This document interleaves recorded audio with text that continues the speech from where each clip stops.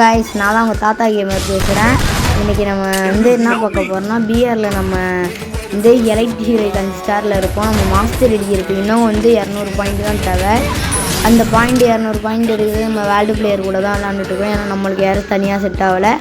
உங்களுக்கு யாராவது என் கூட விளையாட இன்ட்ரெஸ்ட் இருந்தால், நீங்கள் பிஆரில் நல்லா விளையாடுவீங்க அப்படின்னு உங்களுக்கு இருந்தால் என் கூட விளையாடணுன்னா யூஐடி நான் கமெண்டில் பின் பண்ணி வைக்கிறேன். அதை பார்த்து உள்ளே விளையாடுங்க என் கூட. அப்படியே எல்லோரும் மறக்காமல் லைக் பண்ணிடுங்க, சப்ஸ்கிரைப் பண்ணிடுங்க.